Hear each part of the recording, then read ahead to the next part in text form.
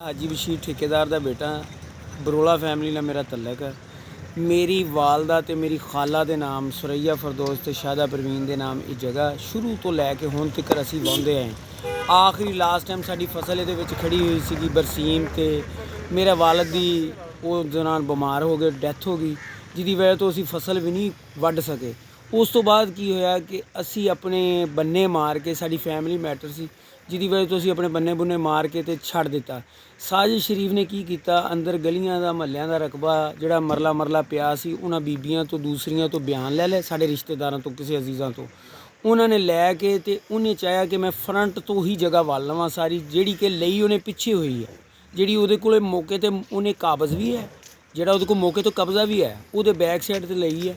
जिहदी वजह तो अज जिहड़ा मामला होया, जदों असीं मौके ते गए, साडी सिस्टर गई, मेरी खाला गई, उहनूं जद्दोकोब करन दी कोशिश की गई, उन्होंने खिच्चिया धरोया गया। मौके ते मैं आया, मैं 15 ते कॉल की आके, पुलिस आई, पुलिस के सामने उत्थे मज़ामत असी सारी साडी इट्टां विच पईयां होईयां सी, साडा विच मिट्टी विच पई हुई सी। उन्हें आके मुदाखलत की, साडे कम बंदियां नूं रोकिया गया। साडा शुरू तो 40 साल तो रकबा साडे कोल ही है, क्योंकि साडे नानकी ढेरी आई है, नानकियां दी वंड असीं शुरू तो असीं काश्त कर रहे सी। ठीक है, ये नाल भी रकबा दूसरी साइड पर भी साडा ही है, क्योंकि तोड़ो तोड़े रकबा शुरू तो असी ही काश्त कर रहे हैं, असी ही वाह रहे हैं जनाब। ये साजिद शरीफ अपने पैसे के जोर पर, अपनी पावर के जोर पर, अपने पावर के नशे च साडे नाल ज़्यादती करदा, सानू कतल दीयां धमकियां दिंदा जनाब। तो साडे बारे सोचा जाए।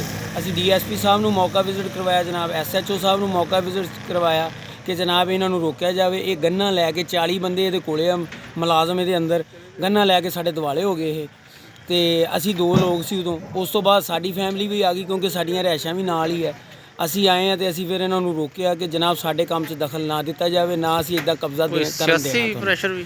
सियासी प्रैशर जी नज़ीर साहब ने, उन्होंने बेटे आए सी, उन्होंने नाम मैनू नहीं पता, उन्होंने आके सानू कहा कि यार तुसी बह के कर लो, अगर तुसी पैसे लेना चाहते हैं पैसे लै लो, तुसी वध लै लो, तुसी ये जगह छड्ड दिओ।